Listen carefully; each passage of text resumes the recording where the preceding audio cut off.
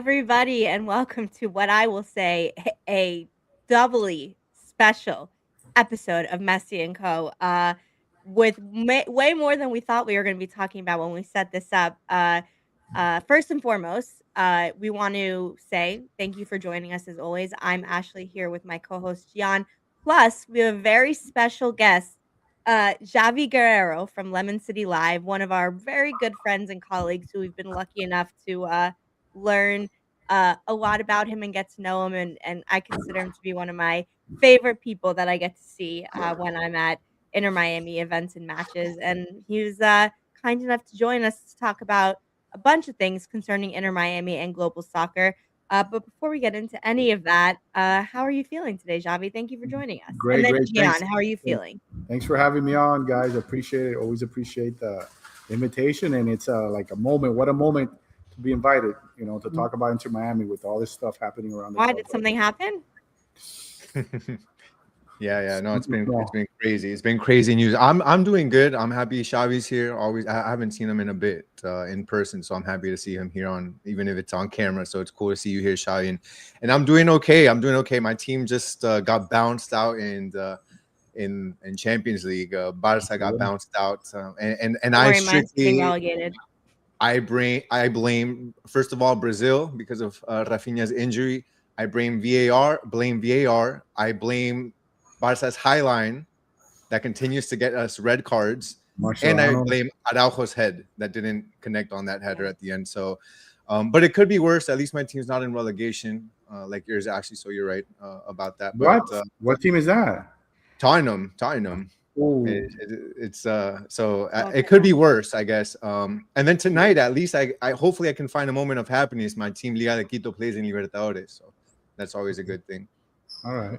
But nice. yeah. Oh, and then the Heat, guys. We're a Miami podcast, so the Heat are in their 4th in a row playing game. So hopefully, I know, crazy. Yeah, that'll be fun to talk about. And also Javi wearing your U.S. men's national team shirt. We'll try and get to that a little bit at the end because we have hopefully if we have some time. Yeah, Pepto Bismol Guardiola. Unfortunately, I am a Spurs fan. You can't choose it. It happens to you.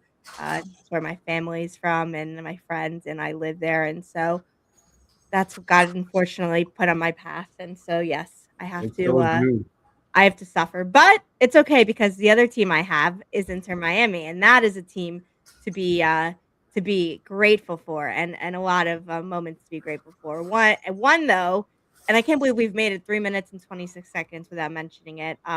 We got to just talk about the biggest news of the day, which is that a bombshell, Javier Mascherano, steps away and leaves Inter Miami head coach, citing personal reasons. After only a few months after winning the MLS Cup with Inter Miami, having a lot of highs and a few lows, but after what was kind of a difficult start to the season, we've seen being bounced out of the Champions Cup, having a few draws, some performances where Messi and others aren't happy, announced today that he stepping away effective immediately. And Guillermo Hoyos, who was a sporting director and notably is known as Messi's soccer father, has stepped in and had his first training session today. So before we even get into that, though, what is everyone's first reaction on Mascherano leaving effective immediately? I mean, surprising, not surprising at the same time. I mean, I think maybe the timing is a bit surprising as far as that it didn't happen sooner or it didn't happen later. Didn't happen sooner just because of the fact that he got bounced out of Champions Cup. I think it should have happened sooner, right after that. The fact that even, it passed that moment and they didn't wait until the summer and they did it. I mean, I don't know. I guess I'm trying to see what were they trying to rescue by getting rid of him in this moment without having a coach ready to come in that they were looking for.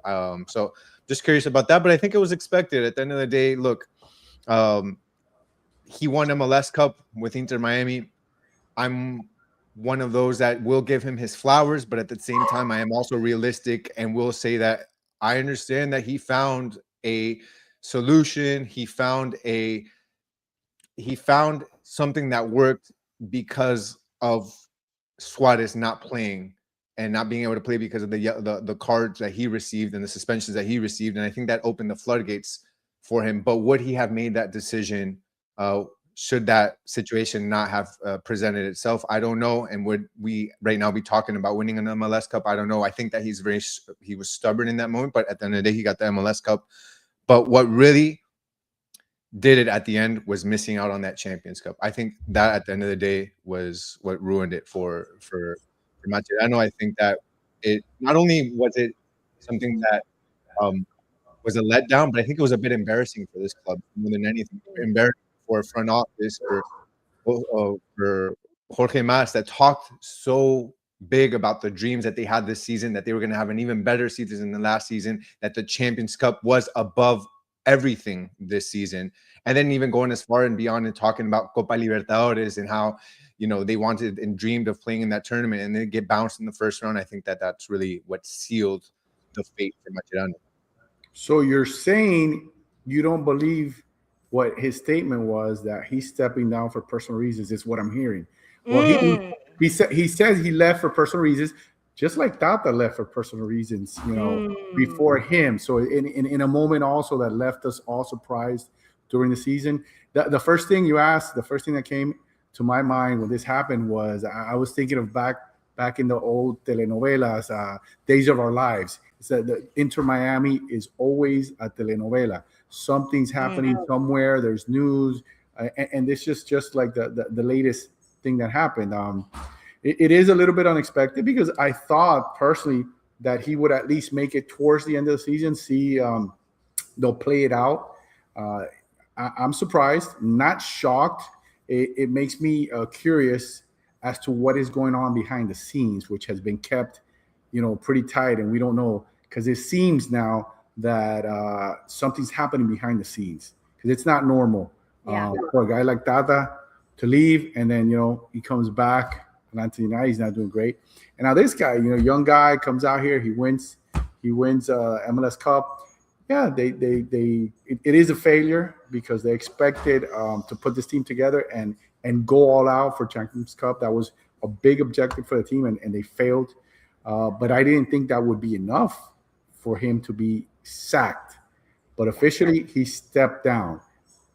We're not sure what's happening, and hopefully we can get more information. But I'm going to have to take the man for his word. He says he stepped down.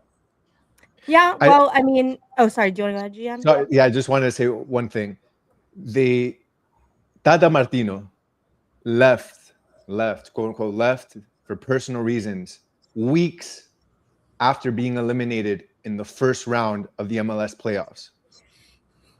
The next coach leaves for personal reasons weeks after being eliminated again the first round, but in this case, the Champions Cup. I mean, it doesn't take a rocket scientist to put two and two together and see that there. I mean, if anybody believes it's personal reasons, I mean, we can all come up with personal. I can come up with it. We're all going through stuff in our lives. I can pick of 10 reasons why I would leave my job for personal reasons. I mean, I'm not falling for it, is all I'm saying. I don't know what to tell you, man, because it is a little weird, a little bizarre. That personal reasons. What's so hard to say he was fired? What the team's sensitive, Beckham's sensitive, the Moss brothers, they don't want to fire someone. I don't see why they wouldn't just fire someone. I mean, what happened with oh my goodness, I forgot my Neville, right? He was let go. So I don't see why they wouldn't just. Do you know why? I'll tell you why. I'll tell you exactly why. It's because these coaches that they've brought on were brought in more than because of the need from a project and a sporting perspective. Were brought because of the need. You're saying the superstar brought them in. There's an emotional attachment. There are feelings there. It's more of a personal relationship. The Tata Messi personal relationship. The Mascherano Messi personal relationship. You bring another coach, like you said, Neville, they fired him, and they would, and if it wasn't Mascherano or Tata, they would have easily said, So this fired. is forced to resign. Hey, this is what's going to happen. Either you resign or you go. I don't know. This is another story. There's something in the background here that we need to find out what's going on, because it shouldn't be so difficult to say, hey, we let Tata go. Hey, we let Masha. Relationships be damned. People get close in sports, but it's a business, and if they have business reasons to do it, then they should announce it. Right now, like I said, I'm going to just take the man for his word, and we're going to dig into this and see what's going on, because it's a Does little. the Busquets little or bit Jordi hard. Alba thing have anything to do with this, though? Also, It's a little two bizarre. guys that unexpectedly left. I mean, What obviously not it fired in has that to sense, do with but this? Yeah, what it has to do with this is that the team would have been much better with both of them on the team still. But it's bizarre. Like it's something that's developing, but it's just bizarre that both cite personal reasons, like you said, and then we can use that term. And and if they did get fired, which is what most people see, read between the lines, why not just say it? So there's something more here, and I'm not sure what it is. And but it's just, it leaves the team right now. It's the team's vulnerable. It's in a vulnerable spot. The first two games in their new stadium, and they can't win. They couldn't beat the Baby Bulls, and they couldn't beat who was Austin, who was in 10th place, and they didn't look great. Against Austin, they looked pretty average. At least it looked a little better against New York, but then they just, regress. Terrible defensive miscue. So it's days of our lives, and we got to figure out what's happening in the background right now. Yeah, I agree with Asher that the team has just regressed too much. I like this is a good one. As the soccer ball turns, like as the world turns, that's exactly what this team is. That comes with when you have the biggest and the best. You when you win, when you lose, those things. That's like the pluses and minuses to being such a popular team. And look, this is true. We're speculating. In Tata's case, he was away for a whole year taking care of a sick loved one. Yeah, I mean that could it. There's no reason that there's two things can't still be true. I mean the losing in the first round against Atlanta last 2 years ago was a huge disappointment. The CONCACAF Champions Cup, losing this was a huge disappointment. With this, I would even go as far as to say, since that loss, we have not seen enough to that he looks like he's changed. And look, we've been in the press conferences, Javi in the press conference after the Austin game in the new stadium. The reporters and everyone was saying multiple times, you're not changing things. Like the attack is not improving. There's blockages and all these different things. What are you doing? And he kept saying, that's just how football goes. That's just how football goes. Like it's, etc. And I think, fans and maybe even the front staff and the players especially were starting to feel frustrated, because it felt like from a tactical standpoint and from a personnel standpoint, there are some players who weren't. Me and Gian were having a discussion last week. Yes, there are players who aren't necessarily living up to what they're hoping to do in certain cases. A lot of them.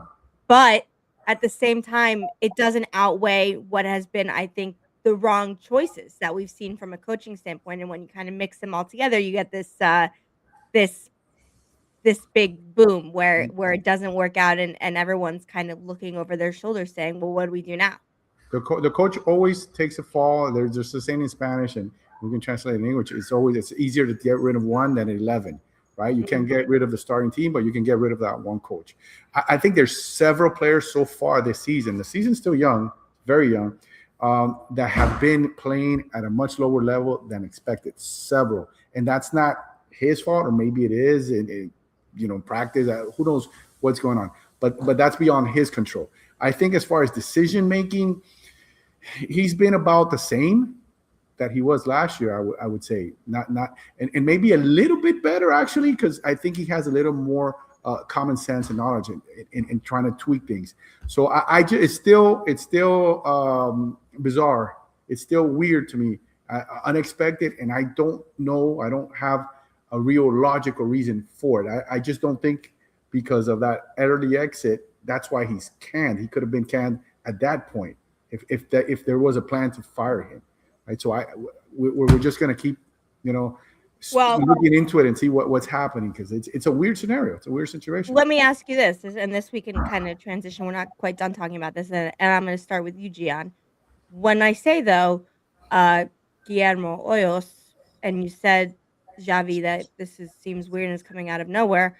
I think there's really only one person or player who matters in these situations, if we're being honest, right? In terms of who's moving. And when I say Guillermo Hoyos, he is known to be the his soccer father, said himself by Lionel Messi. And my question is, Mascherano is someone that Messi still loves, but you can see in the last few games he goes right out the tunnel when it's full time.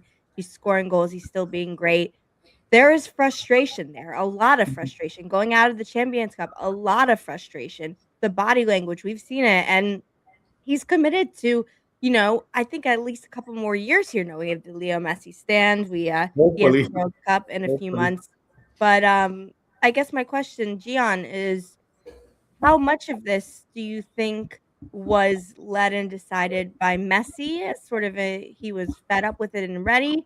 Or is this Inter Miami trying to appease Messi? Is this just they wanted to go in a new direction? Mascherano no longer felt like he had the grasp of what he wanted to do, and it kind of, Boss Daddy said it, funny name.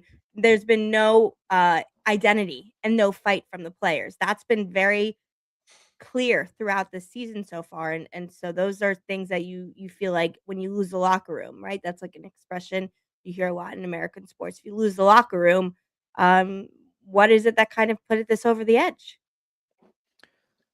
I think when you think about Messi and where he's at in his career right now, it's no longer about his opponents right now and who he's facing on a match to match basis. It's more about time. I think time is of the essence more than ever in his career, and he's fighting against time. He's fighting against his own body. He's fighting against the decisions that are made around him. And at this point, every decision from the coaching, the players on the pitch, every minute that's played on the field, I think he's living it as if it's the last minutes in the last games of his career. And when you look at the product on the field for him, I think he realizes, like, if I'm gonna win whatever's left for me to win, it's now, and I don't have much more time. And he looks at a coach like Mascherano, and I think he had a lot of faith in Mascherano. This is me speaking speculatively because I don't obviously know what he is, but what he's thinking. But I think that if I was in his position, I would say, look, Mascherano, I brought him in, or at least I gave the okay to bring him in, because I thought that, given our relationship and given the fact that, that he has some coaching experience with the youth team, that he could do something with this team. And he did. He went to MLS Cup, he won it. But I think this season is different. And Messi was going all for it, especially a World Cup year. And that Champions Cup exit, I think, really, really hurt him. And I know that Xavi, you're saying, like, was that maybe enough? I don't know. The Champions Cup exit, I think it's not just the Champions Cup exit, but I think it's also, you look at the product on the field, and while some players aren't playing to their expectations, the product on the field isn't there. And I think that's what was the most worrying, right? You can tie games, you can maybe not win some games, but at the end of the day, the team didn't look like they had an identity, right?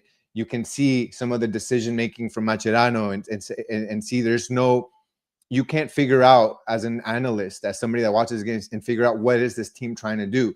Is this player, where are the associations? Who's playing off of who's overlapping with who's making the runs in the middle, who's doing this? I just thought that team had no identity, and Messi saw that, and as much as he loves Mascherano, I think he's thinking about the next year or 2 years. If I'm going to win it, I need a coach that can actually, if I'm going to win Champions Cup, if I'm going to win more trophies, I need a coach that's going to be able to do that. And I think he realized quickly that Mascherano is just not it. And here, Javi, really quickly before you go, I thought this was a really good comment. Masche had to go. You can't play bad, boring football in your new $1.5 billion stadium. There's a lot of truth to that. It seems like, it's a bit of a overstatement, but with the new stadium opening, you're feeling everything more. And so it's for more ways than one. It's do or die, right? Like you gotta make it worth its weight in gold now. How much of that goes on the players, though? Because I mean, let's say let's talk a couple of players. Muda, they brought him in, hasn't been great. Ian Frey has not been playing great. Falcon, who was a steady, in my eyes, the line of the defense last year, has not been great. Has not been great. We don't have anybody at left back anymore right now, honestly. Reguilon has just come back from injury. Ayala has been whatever. Bright just had a great game last game, but he's been so-so. DePaul has not been fantastic. He played a decent game last game, had a nice assist, but he's been off and on. And for a DP player, he's not playing up to standards. Talking about DP, Berterame has not been up to standards as a DP player. Tadeo Allende was brought with good money, and he has not been up to standards.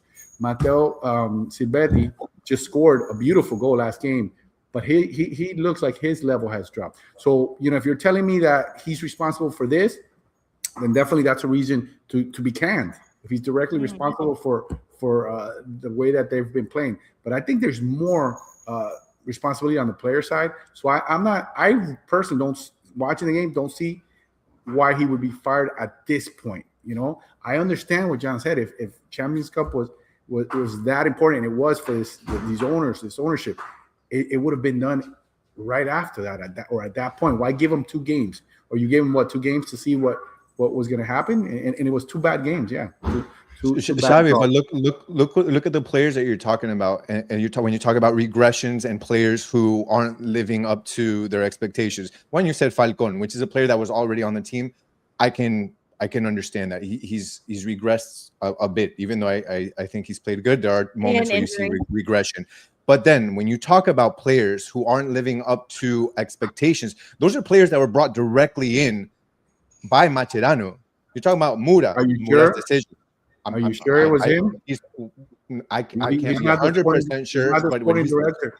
I think there's some players that he did not choose. I think there are some players that he did not choose, and that's why. Would you say that most of the time the coach is influential in who comes in? He should be.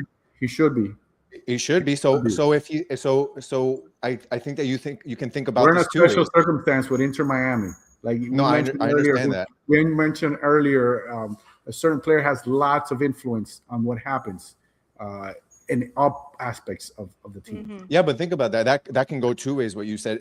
I think a coach should be very influential. It's the correct thing, right? But if Mache isn't, then I think that speaks volumes also of not only the club but of the coach that you have in place. I don't know if you remember. Last season, there was a point where there was that comment, like an off-the-cuff comment that he made about certain players, about things that he wasn't really, he said it wasn't his responsibility or it wasn't his job. Kind of like letting us know that he wasn't completely involved in these things. I would have to go back, see if I have the tape, but I do remember clearly one of the times that we were there when he was speaking, and he gave us the feeling like, okay, so, what are you trying to say? That is there a disconnect between, that sounds like a puppet though, like a títere, like that if he's not the one making the decisions. Normally in teams, the sporting director is if we're talking about real teams, high level, the sporting director does make the decision and brings in the players, and often the coaches have to find a way to make it work. It just happened right now with Minnesota, right? The coach, they brought James, and he's saying this isn't my guy, and he's not even playing him. But I think there's more to this story. There's more to this story than this. And Tata's thing, I know, yes, it was personal reasons. He took care. That's what we were told, and he came back. But it's like you said, the timing, the way things happen, it's a little bizarre. And I just hope it doesn't affect the team moving forward. And we'll see how this guy does. I mean, we haven't talked about him. Now, he was the sporting director. He directly brought a lot of these guys responsible. Now he's going to coach who knows how long. Now he has experience, right? He has experience. We're going to see if there is a difference with this guy coming in, and it's going to be immediate. We're going to see this immediately. I thought this was a really interesting comment. They might have made the decision after the Champions Cup, meaning just like the actual front office, but didn't want to overshadow the opening of the stadium. It sounds like the tinfoil hat thing, but they let them make it to the promised land, and then they got rid of them. Say, okay, look, we're gonna let you make it, but you're not gonna get there to the end. We're just maybe. I don't know. Maybe. I mean, look. I think right now we'll see if things come out in light of this. Moses didn't make it to the promised land. That's true too. That's true. At least Mascherano got a taste. So. Macho got a couple games. He did get a couple games, and let's transition. I mean, look again, like I said, Guillermo Hoyos. Obviously, it's there's no doubt that everyone is thinking something similar. You know, Messi's soccer father. This Messi has been unhappy the last few games. What you know, A plus B it equals C. What's this new thing gonna look like? And time will only tell to see what we see on the field and with the players, etc. And if things improve. But we can talk about uh the last match of the Masche era, which we didn't know at the time, but it happened, was this is a great. Sorry, Gian made these. I haven't seen all these banners that he made them, and that's pretty great. New stadium, same old problem. That's brilliant. That deserved to be good job. Yeah. So we have now had our second game at New Stadium. We've gotten to experience it. It's obviously for fans, awesome. The energy is awesome. The facility is awesome. But Inter Miami still can't seem to find a victory. And it's not, you know, up until today, we were like, what is going to change? What is going to happen? Because we haven't seen what we've been wanting to see. Maybe that will change now. But Javi, before we talk about the game a little bit and Berte's first goal, uh, you were with me at the opening of the new stadium. We were at the ribbon cutting and the first game and everything. What are your thoughts of the stadium? You know, goods and bads, and did it live up to your hype? Is it something that you're excited, you know, to keep enjoying? Press box aside, I'll say. It's going to be amazing. I mean, we know it's not finished yet, the surroundings, but I look at it as the first piece of the puzzle, the big jewel of that area, because I'm already thinking of everything that's going to come around it, how that's going to be a destination spot for people with the hotels, the recreation, the bars, so many things that are going to be there, including that stadium. So I'm really hyped. The stadium itself is beautiful. What we see inside, you saw it. Yeah, the press box isn't great. You know, it's bigger, it has more levels, but the way we see the game is not the best. You know, the individual glass, I don't know if they're going to go to, I've heard, I mean, there's rumors that they're going to go to the one glass piece. I'm not sure if they will or not, because at least this one you can open and you'll get the feel of the crowd right there. You know, you couldn't get that in the other one. So now that you open it, you hear the crowd. It's really close to you. So it has its pros and cons, but viewing it as from the box isn't the greatest. But the stadium itself it's wonderful. The crowd, these two games at least have been fantastic. You know, the noise, the atmosphere, the players themselves have said it, how they feel it. And unfortunately, it just hasn't been enough to get that first elusive W. But I think it's coming, and now it's not going to be with Mascherano. So, I mean, first thing, the first guy to score a goal is Beetle. And so it's an outside guy. And now the first coach that's going to get a W there is not going to be Mash. Who would have, you know, if you were betting and you pick these things, you're amazing. Dude, Beto inaugurated our stadium. That's crazy. They're going to put a statue. They're going to put a statue. They are. They're going to name a section after him. It'll be right next to the Messi section, I think. That was sad, unfortunately. Look, this team, new stadium, same old problems. They can't get a win at home. They didn't win. They didn't win in their last home game at Inter Miami CF Stadium, formerly Chase Stadium, against Nashville. And they tied 1-1 in that game. And then I'm looking through the games. The only games they've won have been away, which was they got eliminated. They got eliminated. But look, I think the biggest problem is this team goes down early. It's what ends up happening. I mean, Beto again inaugurated our stadium the 5th minute of the game. Then against New York, we went down in minute 15. And at that point in time, it's always playing from behind. And what happened, you see Mascherano, what he used to do, and I was talking about him in the past is weird, but always having to make changes at halftime, trying to adjust, which, you know, you typically do adjust, but he would adjust because he's realizing, I think, his original game plan didn't work, and he's trying to come up from behind, and he's throwing all his weapons out there. He's throwing. You're seeing Luis Suarez, Berterame, Silvetti, and Allende all on the pitch at the same time, just trying to get something. The big guns, yeah. All out there, and it's him again playing just throwing from behind. with sticks, yeah. And that happened last season, if you remember. I mean, there was a stretch of maybe 3 or 4 games where we were getting scored on within the first 5 minutes of the game, and it felt like we finally got past that. And then again, it's at some point in the season, it looks like they put it together, but it's something that's happened throughout the history of this team. For some reason, it's so happened in the Drake Calendar days. I remember playing from behind makes you play different. And the defense always. I mean, we thought there's a big upgrade, this year with the defenders, and you're still having some of these silly mistakes that are continuously made, and you don't understand why.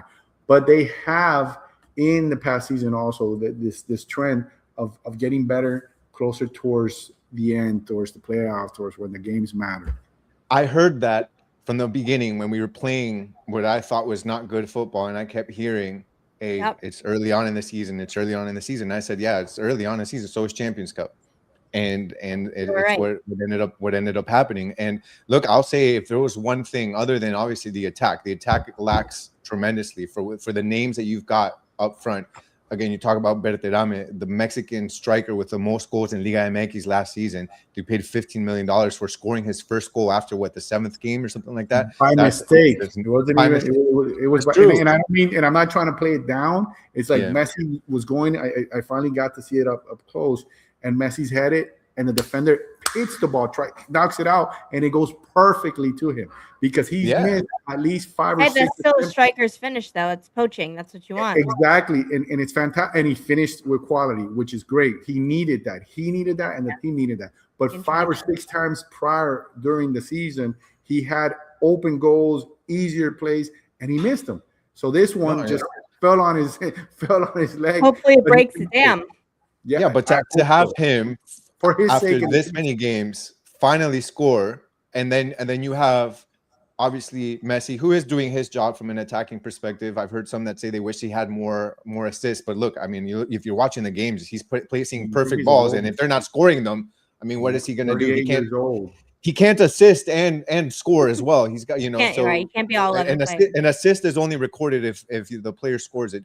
But then you talk about Dario Allende, who broke the league record for most goals in an MLS playoff season, and he's not scoring either. I think the attack, I mean, there's something that is down. It's part players and it's part strategy, I think, as well. Obviously.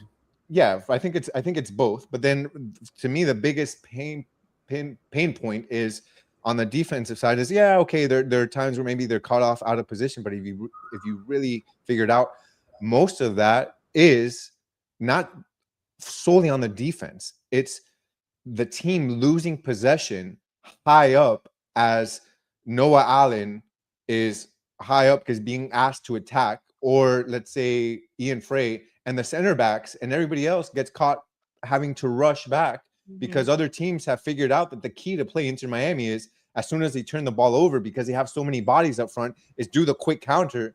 And that's where I think we get ourselves in trouble. Inter Miami finds themselves in a lot of pain because they're having to retroceder, return and run back and they're on their back foot against speedy guys up front on the opposing team. So if we can take care of the ball and not lose the ball carelessly, I think that's going to help a lot. Well, Gian, Mascherano, they've spoken about that. He spoke about that a lot in press conference, and that's their style of play, right? The high line, everybody up. And in the last game where Austin scored their second goal, it was off a corner, right? And instead of crossing it in, they pass it. Telasco passes it in to DePaul. DePaul passes it into Messi. Messi loses the ball, counter, ends up in a goal. Miami's down. But if you recall the Champions Club World Cup, when Inter Miami, it looked like the chip changed when things happened, when they started playing their best. What were they playing? They were playing against these teams in a conservative manner. They were playing like a low block, and they were countering, and they were more compact, and they were defending at a higher rate. and we were like, what is this team? What happened? Because before that they were playing terrible, right? And we were thinking, okay, they're gonna get smashed in the Club World Cup. They came in and from the first game they played great. They were playing concentrated in a low block, counterattack, had the two guys on the wing, and had Messi just boom put balls deep in for them. That changed. It's changed, and they're not playing that way anymore. They're playing the high line. You got Falcon playing number 9. You got Miguel going all the way up, and they're leaving out of space. So and then you got the fives. You got Bright sometimes when it was Ayala or the Paul is like he goes up and he leaves a gap. Yeah. And Motorcito, his engine needs to get a little better. He's Oiled. still Yeah, a quality player, but the engine's not the same. So there's so many things happening, and if this guy had to take the fall, he took it.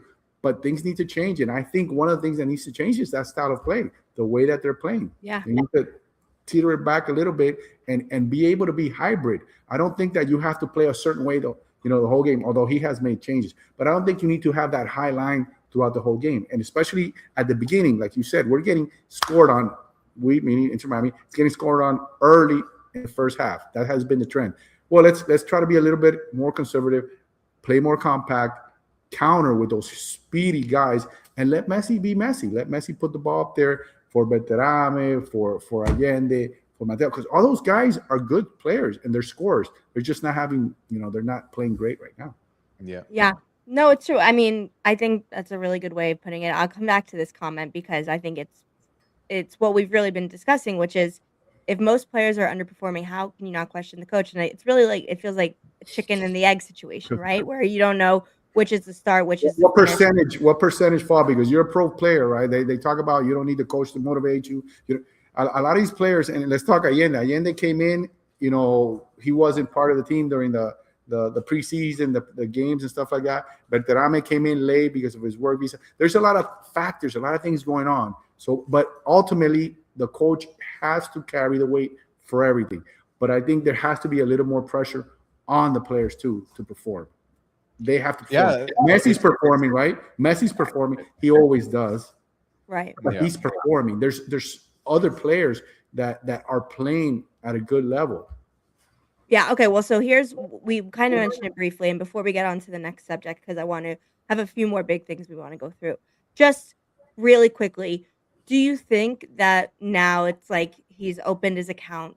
Now, do we think the $15 million may start to pay off, and we're going to start seeing, the floodgates open and scoring, or do you think it's going to be same old?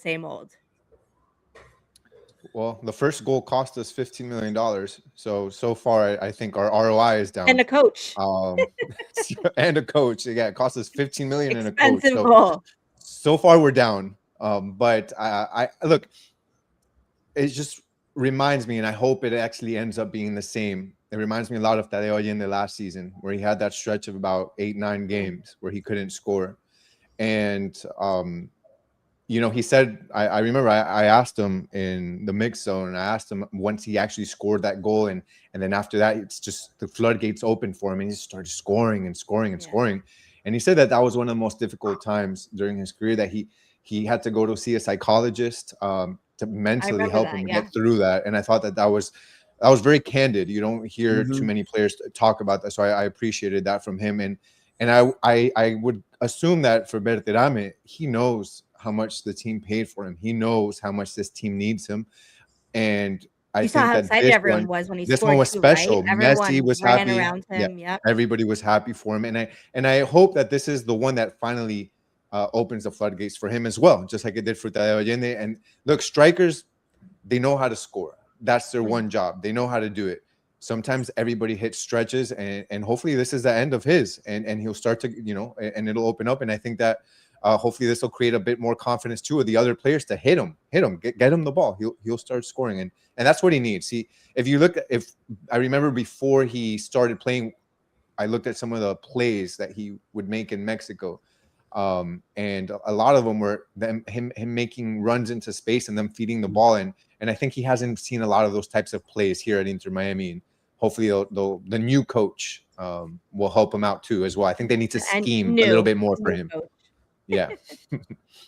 Yeah, Xavi? he mentioned in the mixed zone when they were asking him a question, they asked him about the goal, the celebration, and he said that he went, he hugged the players, obviously the people involved in the goal and all his teammates, but he went especially to the staff because the staff since the beginning has been uplifting him, has been positive, have been telling him, and that's that's the connection where the team, right, the bond between the staff and the players, they know what the players need, and he needed that constant hey, we believe in you, look, keep believing in yourself, keep going, and hopefully, because he's very fast, he's got a lot of jumps very high, he's got he's a proven Strong, yeah. striker, he's a proven player, he's proven in a tough league like the Mexican league. So it's just been a little bit of bad luck, and some of it has been mental, the tension, the pressing. Like we said it in one of the games, right, you could tell he was tense, you could tell he presses, and when he's a little tight when he was going to make the plays, and he missed. He saw the goal, it went in, it was actually a pretty good strike. He placed it perfectly where it needed to be, and that can uplift and that can revive a player, and hopefully it does. And Messi's there. I mean, Messi's giving him balls, and he's been receiving. Now let's see how many go in, because like Gian said, that's what happened with Allende. So hopefully that's what's going to happen with him. Yeah. And if not, the pressure is going to continue, and he's going to have to learn how to deal with it, and that's the expectations of playing at a team like Inter Miami and MLS. They're expected to win everything. Yeah, it's true. I will wait to see, and we wish him luck because it makes us happy. Like when he scored, I was happy for him. Yeah, Everyone, the team was happy good for guy. him, Seems like a good guy. Seems like a good guy. totally a good guy, totally, and alleviates what is now something that we've referenced a few times in this episode, and what was originally what we were going to spend the majority of the time talking about before this news broke about Masche, which is that uh Messi's frustration has definitely been showing. Mhm. Again, like I alluded to earlier, at full time now. This has been multiple matches. He immediately walks down the tunnel. Doesn't stay. I mean, he shakes people's hands as he goes off, and is nice and friendly to everyone, but is visibly frustrated and a bit upset. Has had, for his standards, I guess you would say, things have not gone perfectly to plan. Do we think that this is gonna, hopefully be that turning point that we're all, looking to, and the decision being made, was it due to Messi's frustration? What do you think, Xavi?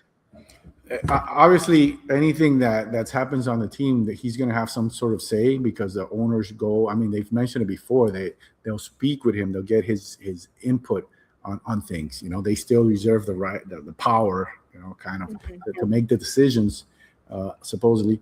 But he's definitely Allegedly, yeah. but he's definitely involved. Now, as far as him, in this last game when we asked, I asked. Berterame, Berta question. I asked him, "Hey, look, you haven't been too long with the team. I haven't tweeted that. Maybe I'll put it out today. Had it saved there. It's in Spanish. I asked him, hey, you've been playing a short period of time with Messi and with Suarez. Two legends basically. What has your day to day been, and what have you picked up? What have you learned from them? What have you received from them?" And the first thing he said, and it's the same thing I hear over and over from other guys about these guys, it's like they're never satisfied. They're never satisfied. They're always looking for more. They always want more, and they mean it in practice. They want to win in games. So Like this Michael is Jordan. So then documentary everyone's and famous that's why about, you yeah. have these guys that are GOATs, right? So Messi definitely was upset. Did he have anything to do with it? We're not going to speculate, but we know that he's involved in everything. So now, once again, I'm taking Masche for his word until something proves otherwise. That he left on his own accord. But definitely, the guy Messi is frustrated, and you can understand, because the team was expected to be a little stronger. The guys came in, the big name that people were saying all around MLS, the biggest market, transfer period for a team in the history of MLS, and you got all these big name players coming in, and they're not performing. So I would be upset too. If I was him, I'd be upset that people are not carrying with. I wonder if he's upset. What I wish I could ask him if he's upset at his homeboy DePaul. because Well, Gian, what do you they're think? buddies, but he wants to win. So I mean, I would love to. Well, and you see him talking to everyone on the pitch. When he thinks someone made a mistake or didn't do a pass, or was getting a little talked to him before. Like when yeah. I know one time when DePaul's bitching everybody out, like he loves to do. Like he told him one time to relax, and like he had to relax. So I mean, Messi's the guy.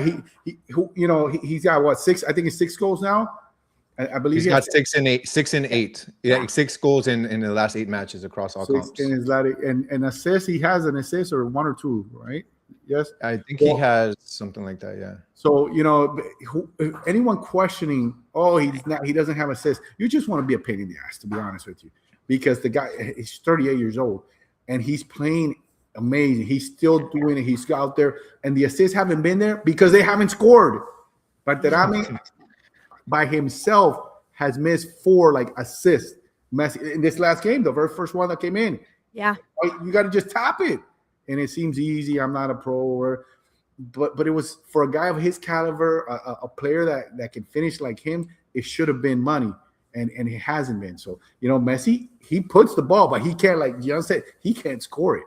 Yeah. If not, it's just so similar to the idea in this story. I swear, like it really does. I hope it has the same happy ending where the guy explodes, and then it'd be fantastic for him and Allende to both just blow up at the same time, and Silvetti and all 3 of these guys just like scoring like animals. And then in a future show, we're like, oh, you see, it was just a matter of time, and for Mascherano to personally, leave. Let's see. I'm interested. I mean, like, days of our lives, as the ball turns, whatever you want to call it, it's always must watch TV with Inter Miami.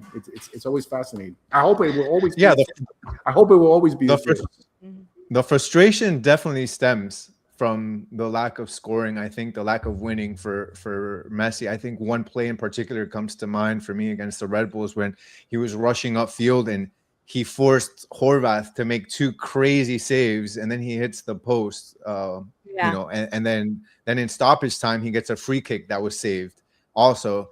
And then I think you start to see that frustration. And even after the game, he acknowledged after the game that it was just frustrated because they had created so many chances and they just couldn't score. I mean, I was looking right now while you were talking, Xavi, I was looking back at some of these games that we played in. Against Austin FC, they had 28 shots, and they only scored 2 goals. Against New York, also that tie last game, they had 16 total shots. I mean, damn, who wouldn't be frustrated, right? If you're shooting 16 and 28 times. They've outplayed both teams. The first half for Austin, they dominated. After that, Miami did. They pretty much dominated most of the match, and just the counterattacks and the silly mistakes. But they've had control of the match, but they haven't been able to finish. They haven't been able to finish, the goals. And they haven't been able to finish the games. So I can understand his frustration. It's frustrating. I mean, you can that game against New York, he leaves directly after the whistle, says nothing to nobody. You can see that frustration even going earlier on into the season, that 3-0 loss against LAFC.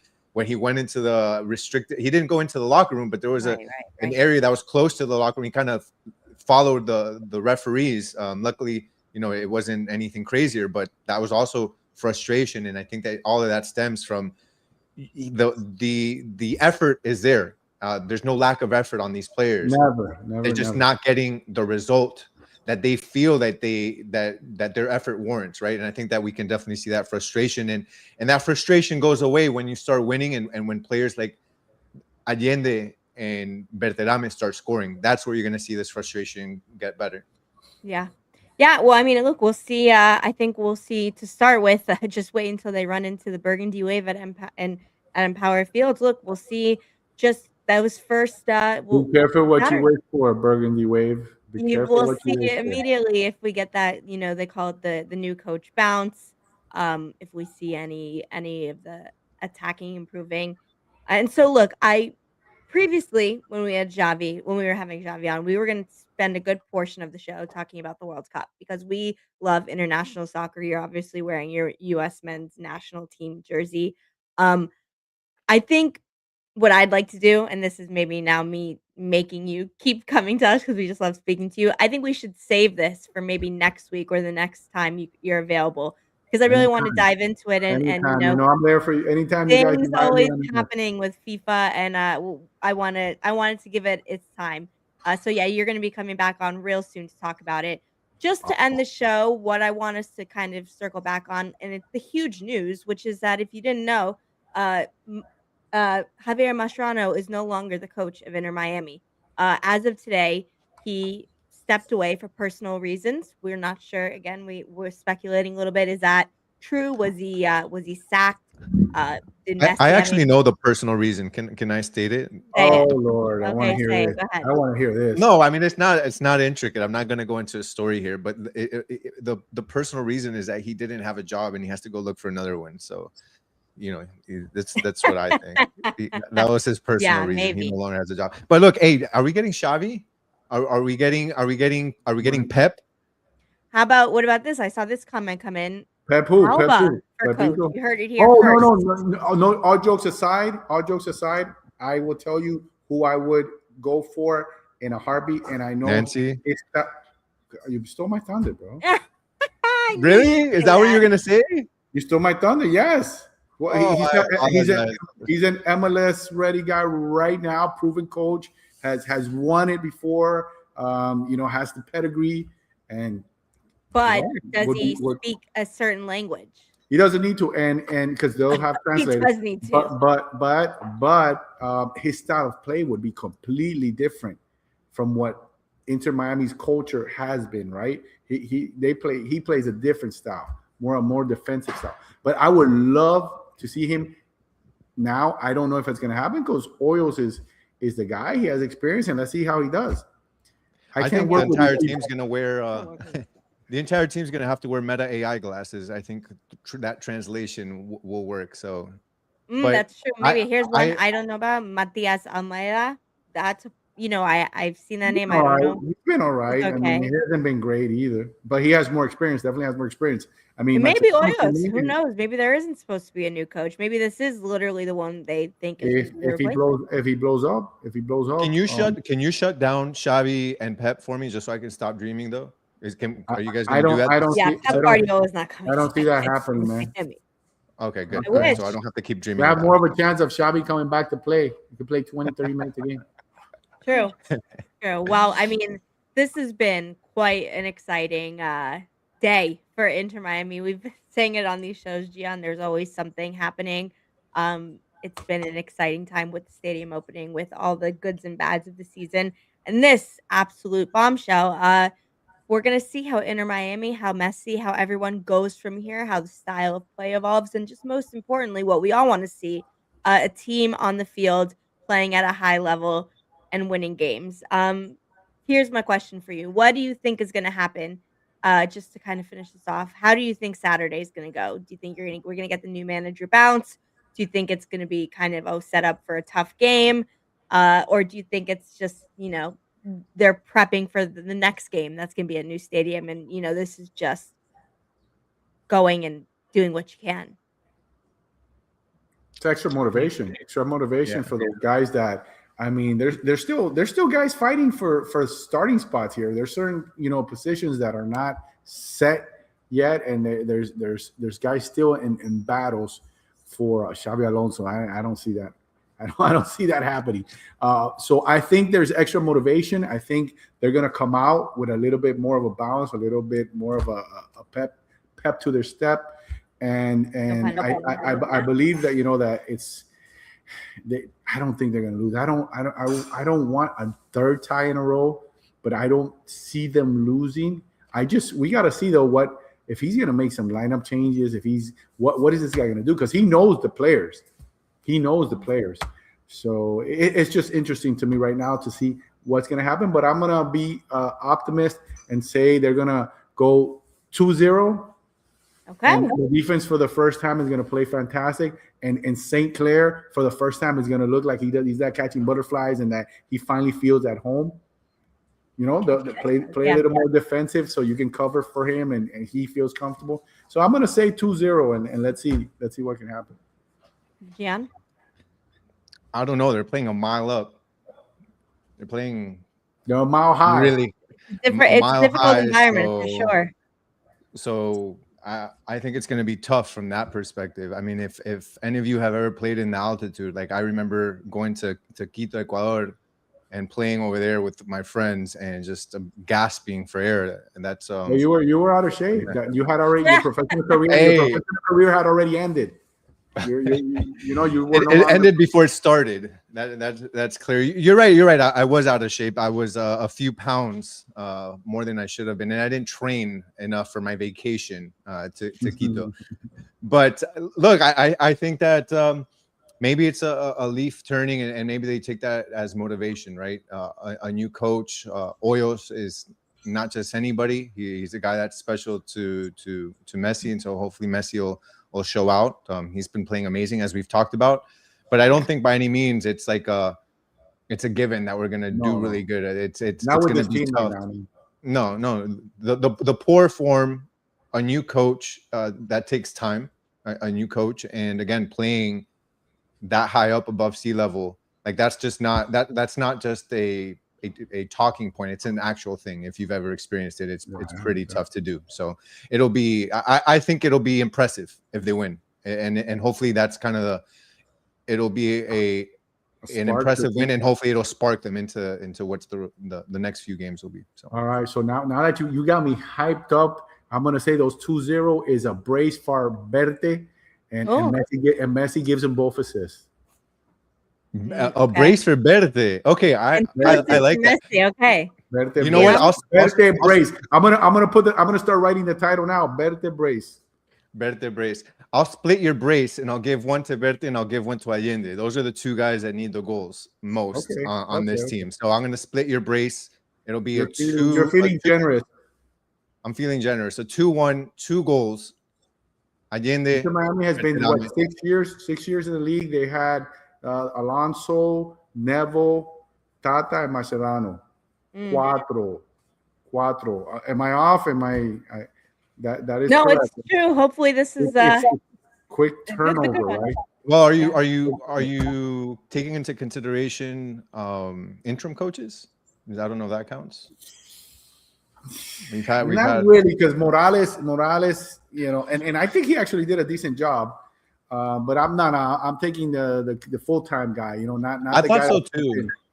Yeah, and I was actually. You saw that on the press release. Mascherano and all his staff left. Did that include? But does that include Morales? Even was he considered his staff? That's what I don't know. I wonder. Xavi, you're in the show too. All over the place. That's a great question, because we have. I'm gonna have to find that out, because his son is on the squad.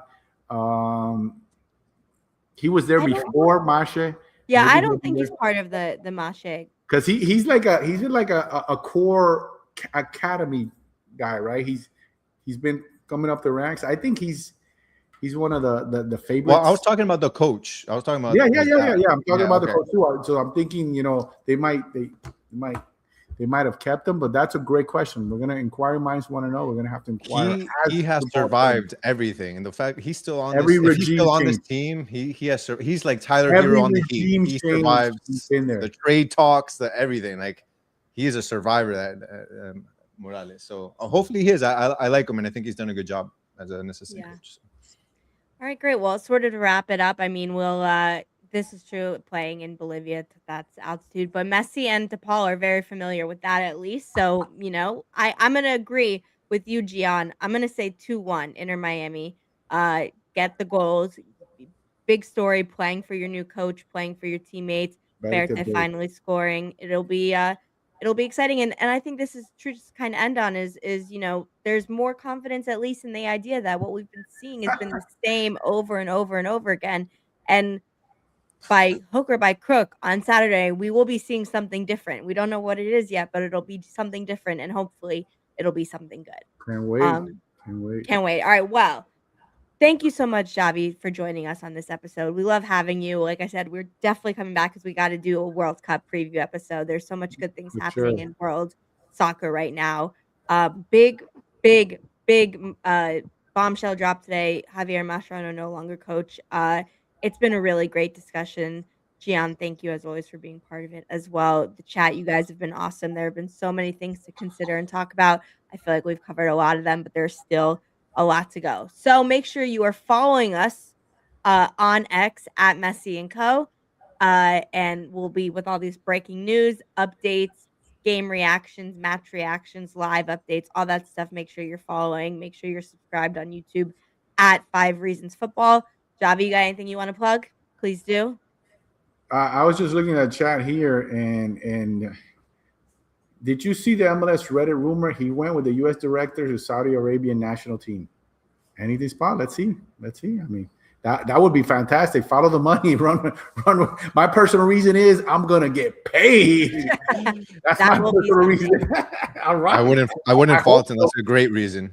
I hope so. Get the coin if you can. Yeah, it's true. That's All right. it, Well, that's it. again, thank you all Appreciate so it, much guys. for tuning Thank you in. so Thank you much. for watching. For this episode of Messi and Co., I'm Ashley. That is Gian, and that is Javi.